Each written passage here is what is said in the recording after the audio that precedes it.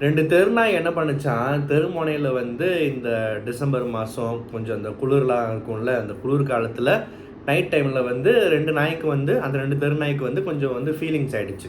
So அதனால் வந்து கொஞ்சம் க்ளோஸாக இருந்திருக்கு, என்ஜாய் பண்ணியிருக்கு, ஓகே, எல்லாம் ஓகே.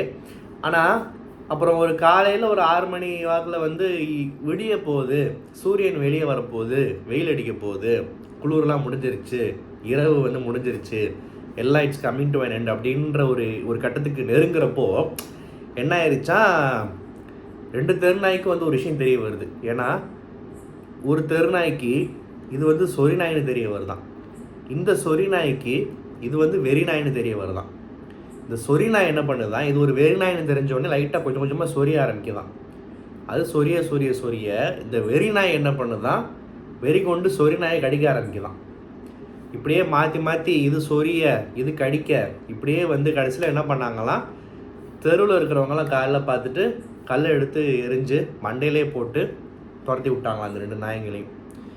இதுலேருந்து நம்ம தெரிஞ்சுக்க வேண்டியது என்ன தெரியுமா, ஒன்றும் கிடையாது, ஏதோ எனக்கு சொல்லணும்னு தோணுச்சு ஒரு கதை. சரி, நீ எங்கே நாயை போன 3 நாளாக ரிவ்யூ போடாமல் அப்படின்னு நீங்கள் கேட்டிங்கன்னா என்ன சொல்கிறது, ஹாலிடே சீசன், கொஞ்சம் முக்கியமான சில வேலைகள் இருந்துச்சு, கொஞ்சம் வந்து கவனக்குறைவாக ஒரு 2 எபிசோடை மிஸ் பண்ணிட்டேன். 2ஐயும் சேர்த்து பார்த்து 3ஐயும் பார்த்துட்டு போடணும்னு நினச்சேன். அப்படியே 1 2 ஆச்சு, 2 3 ஆச்சு, கடைசியில் 4 ஆச்சு. ஒரு வழியாக பார்த்துட்டு கண்டிப்பாக இன்றைக்கி ரிவ்யூ போட்டுடணும். நாளைக்கு நியூ இயர் வேறு, ஸோ கண்டிப்பாக ரிவ்யூ வந்து போடுறதுக்கு இருக்கிறது டவுட்டு தான். இல்லை, இது வரைக்கும் எந்த நியூ இயர் அன்றைக்கும் 31 நைட்டு இது வரைக்கும் 9 சீசனாக வந்து அந்த 9 சீசனில் வந்து 4வது சீசன்லேருந்து ரிவ்யூ பண்ணிகிட்ருக்கோம். எனக்கு தெரிஞ்சு ரிவ்யூ பண்ணதில்லை.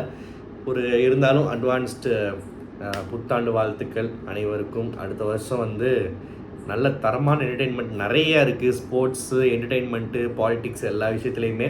ஸோ பொறுத்து இருந்து பார்க்கலாம். சரி, இன்றைக்கி ரிவ்யூன்றதை விட மிஸ் பண்ண சில விஷயங்கள், அதில் நிறைய விஷயங்கள் வந்து ரீகலெக்ட் பண்ணி பேச முடியாட்டியுமே நான் தேவையான இடங்களில் பேசிடுறேன். சில விஷயங்கள்லாம் நோட் பண்ணியிருந்தேன். அண்டு இந்த ரிவ்யூவுக்கும் நான் சொன்ன இந்த 2 தெருநாய்ங்க கதைக்கும் எந்த சம்மந்தம் இல்லை. சம்மந்தப்படுத்தி நீங்கள் பார்த்தீங்கன்னா அது உங்கள் திறமன்ற மாதிரி, அது உங்களோட புத்தி எப்படி போகுதுன்னு அர்த்தம், ஓகேவா? ஸோ வந்து நம்ம இப்போ பிக் பாஸ் பற்றி பேசலாம்.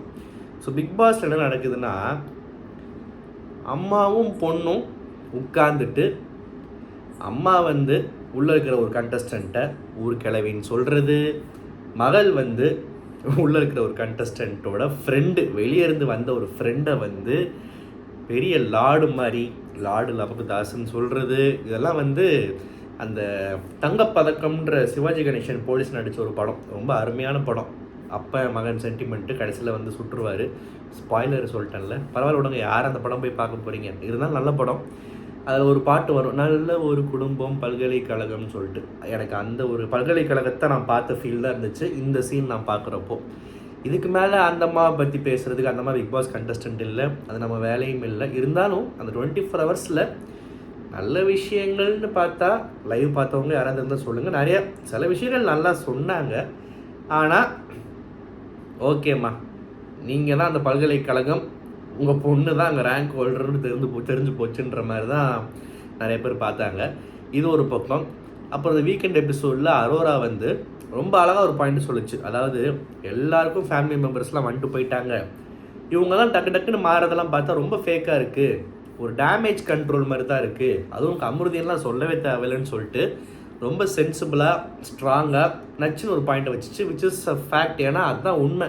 உள்ளே இருக்கிற எவனாக இருந்தாலுமே இதுக்கு முன்னாடி பொறுக்கித்தனம் பண்ணியிருப்பான், மொளை மாதிரித்தனம் பண்ணியிருப்பான், போக்கிரித்தனம் பண்ணியிருப்பான்.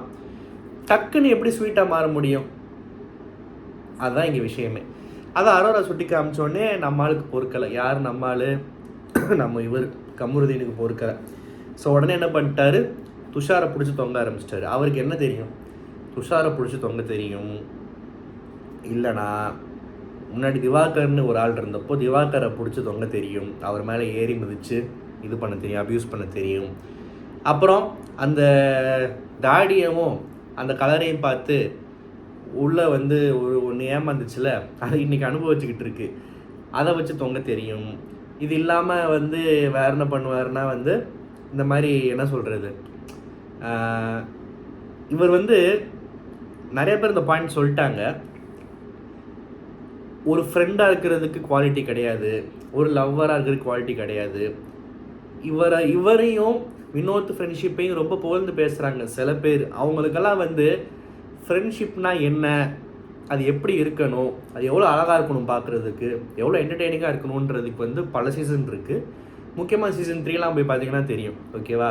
ஸோ இந்த வினோத் கமருதீன் ஃப்ரெண்ட்ஷிப்பை வந்து தயவு செஞ்சு ஓவர் ரேட் பண்ணி அது அழகாக இருக்குது, அப்படியே அப்படி இப்படி ஆகா ஓகோன்னு சொல்லிட்டு தயவு செஞ்சு அந்த மாதிரி யாரும் பேசாதீங்க.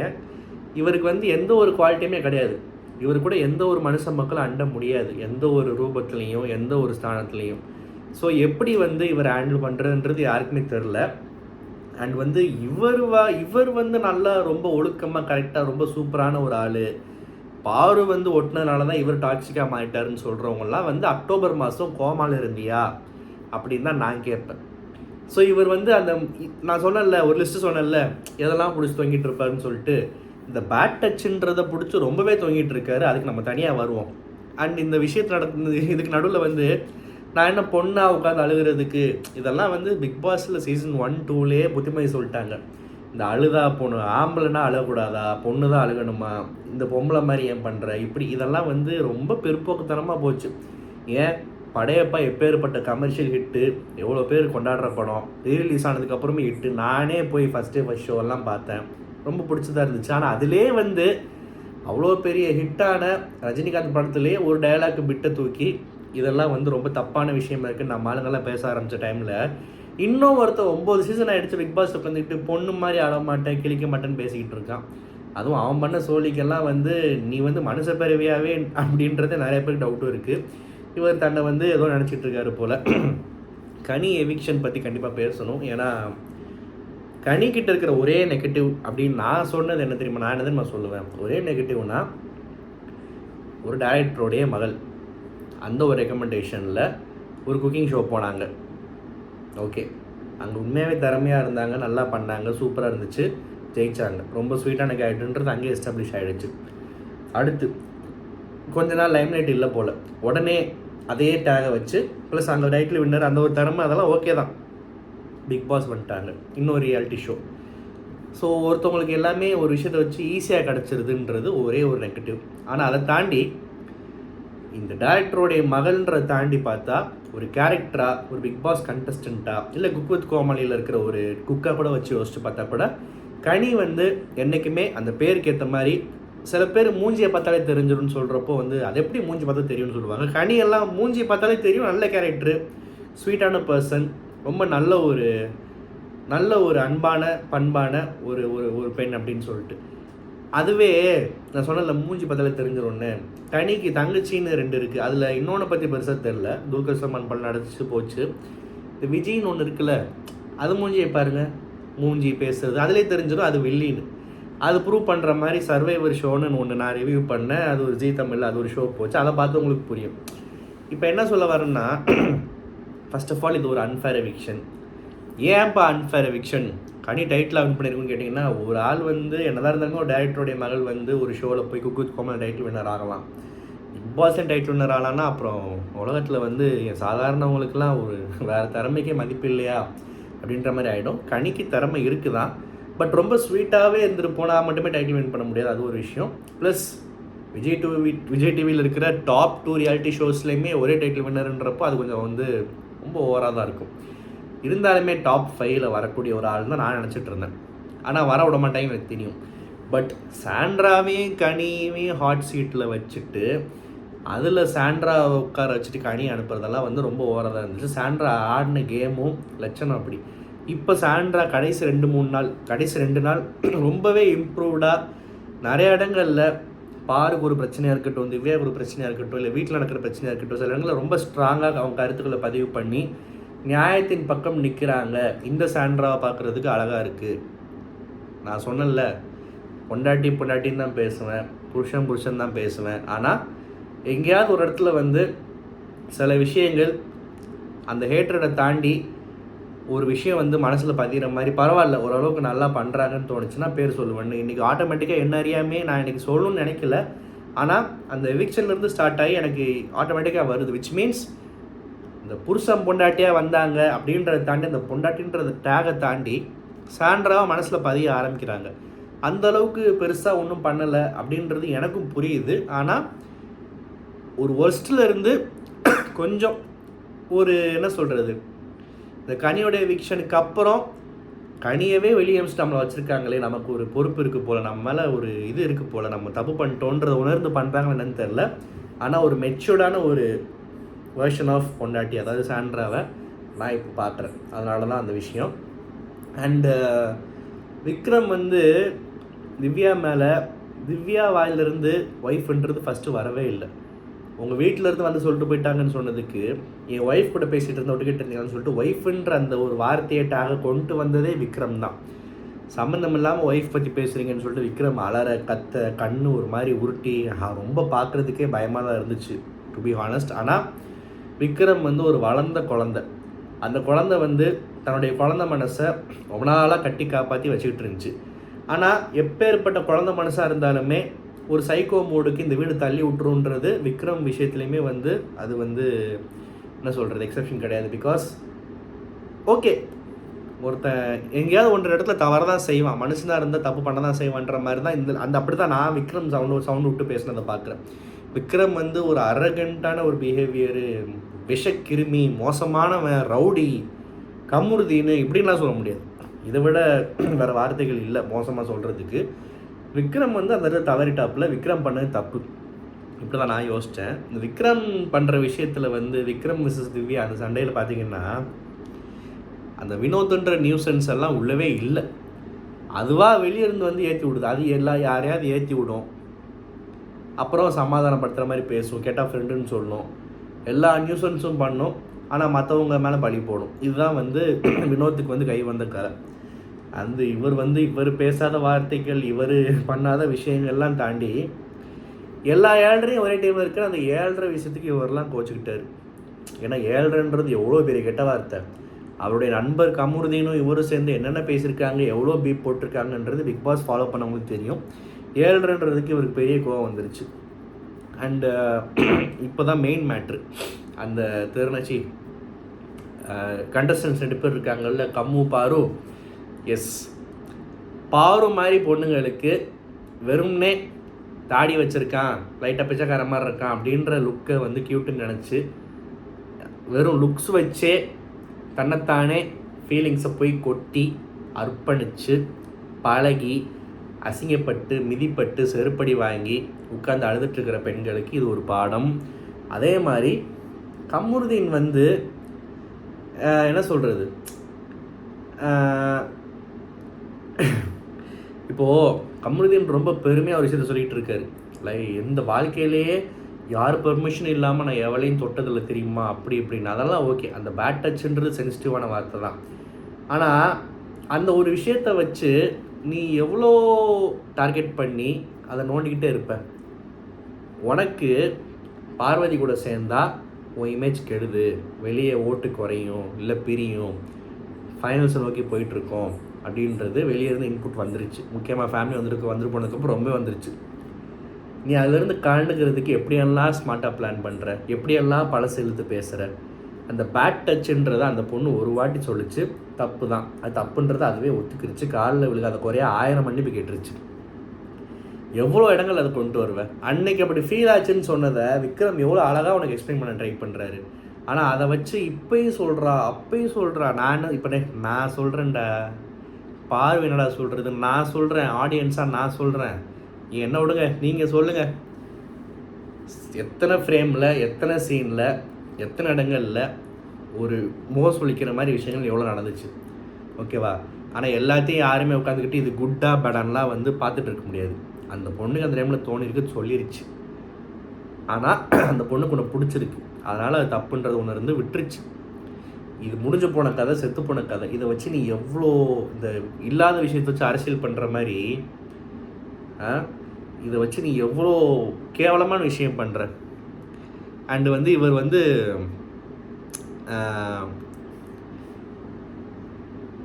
பொதுவாக இது இவர் என்ன நினச்சிட்டு இருக்காருன்னா, இந்த பேட் டச்சுன்றதை வச்சு ஒரு மென் கார்டு ஆடலாம் அப்படின்னு யோசிச்சுட்டு இருக்காரு. ஆனால் அது வெளியே தெரியுது பச்சையான்றது இவருக்கு புரியல. அண்ட் இவர் நினச்சிக்கிட்டார் வெளியே இருக்கிற இந்த பாய்ஸு, ஆம்பளைங்கள்லாம் வந்து இதை ரொம்ப பயங்கரமாக பார்ப்பாங்க, நம்மளை மாதிரியே கேவலமான கேரக்டர்ஸ் நிறைய பேர் இருக்காங்க போல், நம்மளுக்கு ஓட்டெல்லாம் போட்டுருவாங்க இதை வச்சு அப்படின்னு நினச்சிட்டு இருக்காரு. அவருக்கு ஓட்டு வர்றது என்னமோ இன்றைக்கி வரைக்கும் ஆச்சரியமாக தான் இருக்குது. அவன் சொன்ன மாதிரி நான் சொல்லல, பிக் பாஸில் எல்லா வருஷமே வந்து இந்த சீரியல் பைத்தியங்கள் சில இருக்குது.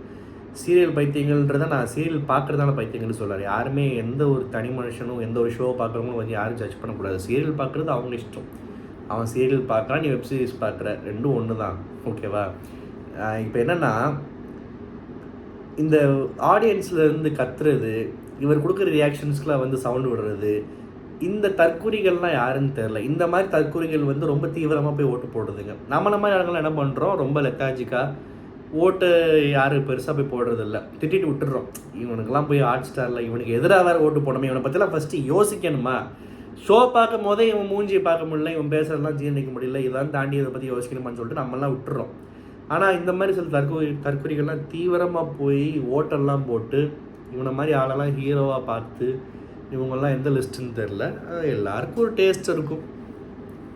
சில பேர் வந்து என்ன சொல்கிறது, இந்த ரீல்ஸ் எல்லாம் வருதில்ல, மட்டன் பிரியாணியில் வந்து சாக்லேட் சாஸ் எல்லாம் ஊற்றி அடிச்சு திம்பாங்களா, அந்த மாதிரி நினச்சிக்க வேண்டியதான் கமருதீனை பிடிச்சவங்களுக்குலாம். ஸோ வந்து என்னப்பா கமருதீன் மட்டும்தான் எல்லா தப்பு பண்ணியிருக்காரா, பாரு ஒன்றுமே பண்ணல? ஏன்னா பாரு வந்து லேஸ்பட்டால் கிடையாது. ஆனால் எனக்கு இங்கே என்ன ஆச்சரியமாக இருக்குன்னா, பார்வதின்ற ஒரு பொண்ணு தன்னைத்தானே போல்டு அப்படி இப்படின்னு சொல்லிக்கிட்டு இருக்கிற ஒரு பொண்ணு அக்டோபர் மாதம் ஒரு கேம் ஆடிச்சு. அது நல்லா தான் ஸ்டார்ட் ஆச்சு ஆக்சுவலாக. அதுக்கப்புறம் இங்கே போய் சேர்ந்துச்சு. அதுக்கப்புறம் ஃபுல் வேறு மோட்டில் போயிடுச்சு. ஆனால் எல்லாமே கமருதீன் மேலே தான் பள்ளின்னு கேட்டால் அப்படி கிடையாது. பாருக்குன்னு அருவருப்பான கேரக்டர்ஸ் நிறைய விஷயங்கள் தனியாக இருக்குது. ஆனால் இது இனத்தோட சேர்ந்த மாதிரி இது ரெண்டும் சேர்றப்போ தான் இன்னும் கேவலமாக இருக்குது பார்க்குறதுக்கு. இப்போது இன்றைக்கெலாம் ஒரு கேம் ஆடினார்ல வயலண்ட்டாக. இப்போது பார்வதிக்கு என்னென்னா, என்னதான் இருந்தாலுமே நமக்கு பிடிச்ச பையன் பழகிட்டோன்றப்போ ஒரு இதில் ஒரு என்ன சொல்கிறது, ஒன்றும் தப்பாக எடுத்துக்க மாட்டான்னு சொல்லிட்டு ஷோல்டரில் அடிக்கிற மாதிரி ஒரு விஷயம் பண்ணுச்சு. அது பண்ணும் போதே அதோட ரியாக்ஷனே வந்து ஒரு ஃபன்னியாக தான் இருந்துச்சு. இவர் இது ஃபன்னியாக எடுத்து கட்டியும் பரவாயில்ல, கண்டனம் தெரிவிச்சிருக்கலாம், வேறு மாதிரி எதாவது ரியாக்ட் பண்ணியிருக்கலாம். இவர் ஃபிசிக்கலாக கேம் ஆடுறப்போ தட்டி விட்டுட்டு அடிக்க போகிற மாதிரி பண்ணது, அடித்தா ரெட் கார்டு வாங்கிடுவேன். இது வந்து என்ன தெரியுதுன்னா, நீ எவளையுமே அடிக்கிறதுக்கு ரெடியாக இருக்க, அடித்தா ரெட் கார்டு வாங்கிடும்ன்றனால தான் எனக்கு கொஞ்சம் அடக்கிட்டு இருக்கு. இதுவே போதுமே. இதுவே வந்து மனசாட்சின்ற கோர்ட்டில் உனக்கு ரெட் கார்டு ஏற்கனவே கொடுத்துட்டாங்க, இந்த நினைப்பே போதும். அந்த பொண்ணை அடித்ததில் இவருக்கு என்ன குறைஞ்சு போயிடுச்சு? வலிக்கிற மாதிரி அடிச்சிச்சா, இல்லை என்ன பண்ணுச்சு? இவர் உட்காந்துக்கிட்டு எவ்வளோ பேசுகிறாரு. இவர் பார்வதியெல்லாம் வந்து இனிமேல் போல்டுன்னு சொல்கிறதுக்கெலாம் வந்து உனக்கெல்லாம் தகுதியே இல்லை.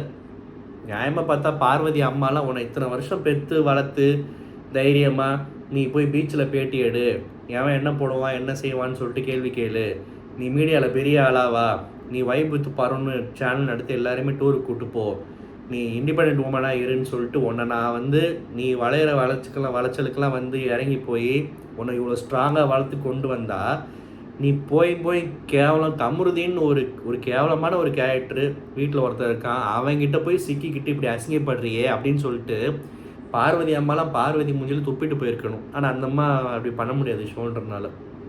இல்லை, அந்த அம்மாவுக்கு அப்படி யோசிக்கிற சிந்தனை அறிவு இருக்குன்னு கூட தெரில. ஓகேவா? ஸோ பார்வதிக்குன்னு இருந்த அந்த இந்த பொண்ணா கொஞ்சம் தைரியமாக நாளுப்பா, தனக்காக பேசும் பண்ணிக்குப்பா, அது நியாயமோ தப்போ ரைட்டோ, ஒரு பொண்ணு தனக்காக பேசுகிறது சவுண்டாக பேசுகிறதே வந்து ரொம்ப அதெல்லாம் வந்து ரேரு. இப்போ தான் இந்த ஜென்ரேஷன் நிறையா பார்க்குறோம். ஓகேவா? அப்படிப்பட்ட ஒரு ஸ்ட்ராங்கான கேரக்டரை தானே நினச்சிக்கிட்டு இருக்கிற, இல்லை வெளியே இத்தனை ப்ரொஜெக்டான ஒரு பார்வதி வந்து கேவலம் கம்முன்ற ஒரு கேவலமான கேரக்டரால் இன்றைக்கி ஒரு டம்மி பீஸ் ஆகி ஓரமாக அழுதுகிட்டு இவன் கூட பழகணும், எனக்கு அதை நினச்சாலே ஒன்றும் ஒரு மாதிரி இருக்க முடியலன்னு புலம்புறப்போ வந்து அது பாவம் அப்படின்றத விட, உனக்கு இது தேவைதாண்டி, நீ லேசப்பட்ட ஆள் இல்லை, உனக்கு இது தேவையா அப்படின்னு சொல்லிட்டு அப்படி தான் வந்து சொல்ல தோணுது. அவருக்கு எந்த லாஸும் இல்லை. ஏன்னா என்னதான் இருந்தாலும் இந்த உலகத்தை பொறுத்த வரைக்கும் அவர் ஒரு ஆண், அவர் பெண்கள் மாதிரி அழுக மாட்டார். அவருக்கு வெளியே போனால் பொண்ணு தரத்துக்கு நிறைய பேர் க்யூவில் நிற்கிறாங்க. அதுவும் எல்லா ஞாயிற்றுக்கிழமையும் சனிக்கிழமையும் ஷூட்டிங் நடக்கிற செட்டில் வந்து கம்முவோட ரியாக்ஷனை பார்க்குறதுக்கும், கம்மு வந்து விஜய் சேதுபதி பாடுறப்போ கத்துறதுக்குமே சில தற்கொலைகள் அங்கே வந்து உட்காந்துருக்கு. ஸோ அந்த மாதிரி தற்கொலைகள் இருக்கிற வரைக்கும் கமருதீனுக்கெல்லாம் வந்து அழிவே கிடையாது. அவர் மாதிரி இன்னும் நிறைய கண்டஸ்டன்ஸ் வருவாங்க. வீட்டில் ரொம்ப சர்வசாதாரணமாக நீ யார் எங்கேருந்து வந்திருக்க அப்படின்றத பற்றி பேசுகிறது, ஒரு சமுதாயத்தை பற்றி பேசுகிறது, ஒருத்தரை பொம்பளை பொறுக்கின்றது, அசிங்கமாக பேசுகிறது, காக்காவும் வாயில் இது போடுன்னு பேசுகிறது, மூக்கு வீரின்னு பேசுகிறது, எல்லா கேவலமான விஷயங்களும் பிக் பாஸில் நடந்துகிட்டே தான் இருக்கும். அதுவும் வந்து ஒரு பொண்ணு வந்து ஃப்ரெண்டாக இருக்கிறப்போ ஒரு மாதிரி பழகிட்டு, அவர் அது ஃப்ரெண்டாலாம் பார்க்கல, ஓகேவா, அவர் வந்து எங்கடா நம்ம மீல் சாப்பிட்லான்னு தான் பார்த்துக்கிட்டு இருக்காரு. அந்த பொண்ணு வந்து ஒரு ஜோனில் தள்ளி வச்சதுக்கப்புறம் அந்த பொண்ணுக்கு எவன் பேரை சொன்னால் ஹர்ட் ஆகும்னு சொல்லிட்டு அவனை பிடிச்சி தொங்கிட்டு துஷார்னு அதை போட்டு இழுக்கிறது, இதெல்லாம் யோசிச்சு பாருங்கள் எப்படிப்பட்ட கேரக்டர்ஸ்னு சொல்லிட்டு. சார் டிக்கெட்டு ஃபினாலே ஆரம்பிச்சிருச்சு, போயிட்டுருக்கு. அண்டு அரோரா, சுபிக்ஷா உண்மையாக ஃபஸ்ட் டாஸ்க் நல்லா விளாண்டாங்க. 2வது டாஸ்க் வந்து நல்லா தான் போச்சு அந்த பால் கேமு. அண்ட் 3வது டாஸ்கில் வந்து உண்மையாகவே பார்க்குறப்போ எனக்கே தலை சுற்றிட்டு அங்கே போய் வச்சுட்டு அப்புறம் திரும்ப சுற்றிட்டு இது பஸ்ஸில் இதெல்லாம் வந்து டார்ச்சர் டாஸ்க்குன்ற பேரில் என்னை கேட்டால். அண்டு ஓகே, டிக்கெட்டு ஃபினாலே வந்து அதை பற்றி பேசுகிறதுக்கு விமர்சனம் பண்ணுறதுக்கு டாஸ்க்குன்றனால பெருசாக ஒன்றும் இல்லாட்டியும் பார்க்குறதுக்கு அஸ் அ வியூவராக பிக் பாஸ் ஃபேனாக ரொம்ப சுவாரஸ்யமாக இருக்குது யார் ஜெயிக்கிறா என்னன்னு சொல்லிட்டு. ஸ்பாய்லர்ஸ்லாம் இல்லாமல் பார்த்தா இன்னும் நல்லாயிருக்கும். அண்டு நாளைக்கு எபிசோடு பார்த்துட்டு நல்லபடியாக 1ஆம் தேதி மோஸ்ட்டாக திரும்ப வந்து சந்திக்கலாம். நாளைக்கு வீடியோ மோஸ்ட்டாக போட மாட்டேன், அதனால் இப்போயே சொல்லிக்கிறேன். நிறைய பேர் ஆக்சுவலாக 31ஆம் தேதி தான் இந்த வீடியோ பார்ப்பீங்க, ஏன்னா அடுத்த நாள் ஆகிடுச்சு ஆல்ரெடி. ஸோ எல்லாருக்கும் வந்து ஹாப்பி நியூ இயர். அடுத்த வருஷம் நல்லபடியாக இருக்கட்டும். நான் ஆரம்பத்தில் சொன்னல, அடுத்த வருஷம் வந்து நல்ல தரமான சம்பவங்கள் நிறையா இருக்குது. ஜான்வரியில் வந்து ஜனநாயகன் ரிலீஸ் வருது, அது நல்லா இருக்கும் நல்லா இல்லையோ அதை சுற்றி ஒரு கண்டென்ட் நடக்கும் சோஷியல் மீடியாலேயும் சரி எல்லா இடத்துலையும். ஸோ அது ஒரு என்டர்டெயின்மெண்ட் இருக்குது. அப்புறம் வந்து ஃபெப்லேயும் மார்ச்லேயும் ஆமாம் T20 வேர்ல்ட் கப் இருக்குது. அதுக்கப்புறம் மார்ச், ஏப்ரல், மே IPL இருக்குது.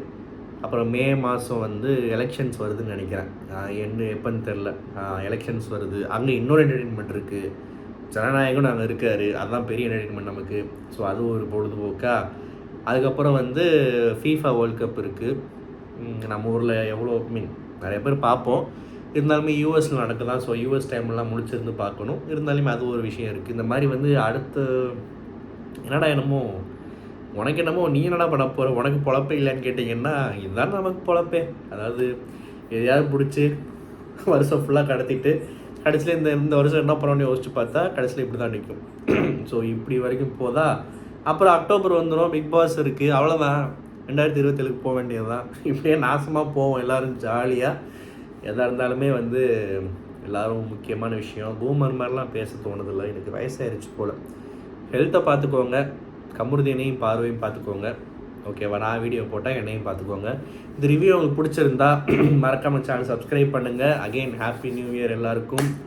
என்ஜாய் பண்ணுங்கள், மஜாவாக இருங்க. நன்றி, வணக்கம்.